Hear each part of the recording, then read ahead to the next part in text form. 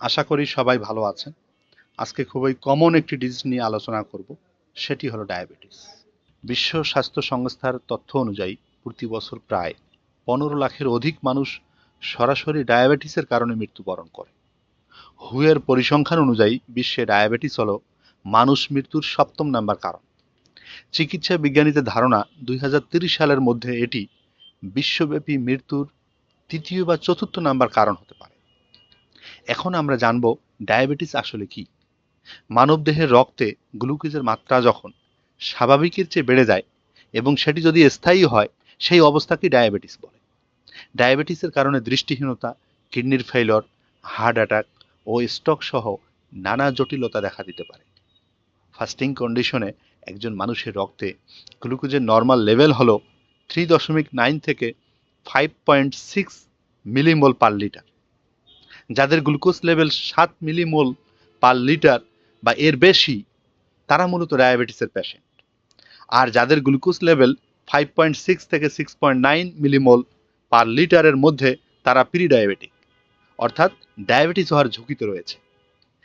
Diabetes হলো digestive সিস্টেমের pancreas বা অগ্নাশয়ের একটি মেটাবলিক রোগ। প্যানক্রিয়াসের আলফা এবং বিটা নামক দুই ধরনের সেল থাকে। বিটা সেল ইনসুলিন তৈরি করে ও আলফা সেল গ্লুকাগন তৈরি করে। ইনসুলিন ও গ্লুকাগন উভয় হরমোন, যা আমাদের ডাইজেস্টিভ সিস্টেমের জন্য খুবই গুরুত্বপূর্ণ। গ্লুকাগন কার্বোহাইড্রেটকে ভেঙে গ্লুকোজ তৈরি করে এবং ইনসুলিন সেই গ্লুকোজকে আমাদের শরীরের সকল কোষে প্রবেশ করাতে সাহায্য করে। যদি কোনো কারণে প্যানক্রিয়াসের বিটা সেল শরীরের চাহিদা অনুযায়ী ইনসুলিন তৈরি করতে ব্যর্থ হয়, তাহলে রক্তে গ্লুকোজের মাত্রা বেড়ে যায় এবং ডায়াবেটিস দেখা দেয়। ডায়াবেটিস মূলত দুই প্রকার: টাইপ 1 ডায়াবেটিস এবং টাইপ 2 ডায়াবেটিস। টাইপ 1 ডায়াবেটিসকে ইনসুলিন নির্ভর ডায়াবেটিস মেলাইটাসও বলে এবং টাইপ 2 ডায়াবেটিসকে ইনসুলিন অনির্ভর ডায়াবেটিস মেলাইটাস বলে। সারা বিশ্বে 80 থেকে 90% ডায়াবেটিক পেশেন্টই হলো টাইপ 2 ডায়াবেটিসে আক্রান্ত, যাদের চিকিৎসার ক্ষেত্রে মুখে খাওয়ার ঔষধ বেশি ব্যবহৃত হয়। বাকি 10 থেকে 20% ডায়াবেটিক রোগী হলো টাইপ 1 ডায়াবেটিসে আক্রান্ত। এদের চিকিৎসার ক্ষেত্রে ইনসুলিন প্রয়োজন হয়। এছাড়াও আরো কিছু ডায়াবেটিস দেখা যায়, যেমন জেস্টেশনাল ডায়াবেটিস। এটি সাধারণত গর্ভবতী মহিলাদের 24 থেকে 28 সপ্তাহের মধ্যে দেখা যায় এবং সন্তান প্রসবের পর স্বাভাবিক হয়ে যায়। জুভেনাইল ডায়াবেটিস, যা সাধারণত 1 থেকে 19 বছর বয়সী শিশু কিশোরদের মধ্যে দেখা যায়। ড্রাগ ইনডিউসড ডায়াবেটিস, যেটি ঔষধের পার্শ্ব প্রতিক্রিয়ার কারণে হয়ে থাকে।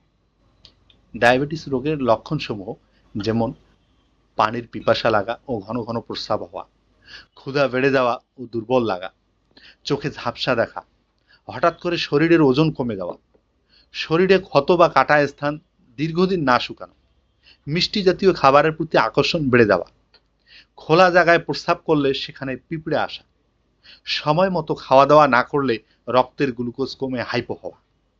ডায়াবেটিসের কিছু রিস্ক ফ্যাক্টর রয়েছে, যেমন জেনেটিক্যাল ফ্যাক্টর বা বংশগত কারণ। যদি কোনো বাবা মায়ের ডায়াবেটিস থাকে, তাহলে সন্তানদেরও হওয়ার সম্ভাবনা থাকে। খাদ্য অভ্যাস, বিশেষ করে যে সমস্ত মানুষ ফাস্ট ফুড, সিনথেটিক ফুড বা প্রসেস ফুড খাবার খেয়ে থাকে, তাদের কিন্তু ডায়াবেটিসের ঝুঁকি অনেক গুণে বেশি থাকে। অবেসিটি বা স্থূলতা, যে সমস্ত মানুষ উচ্চতার তুলনায় অধিক স্থূলকার বা মোটা, তাদের ডায়াবেটিস হওয়ার প্রবণতা অনেক গুণে বেশি। সেডেন্টারি লাইফস্টাইল, যারা এক জায়গায় দীর্ঘক্ষণ বসে কাজ করে, ফিজিক্যাল অ্যাক্টিভিটিস কম করে, তাদের ডায়াবেটিস হওয়ার ঝুঁকি অনেক গুণে বেড়ে যায়। পাশাপাশি মেন্টাল স্ট্রেস ও ধূমপান ইত্যাদি ডায়াবেটিস হওয়ার অন্যতম কারণ।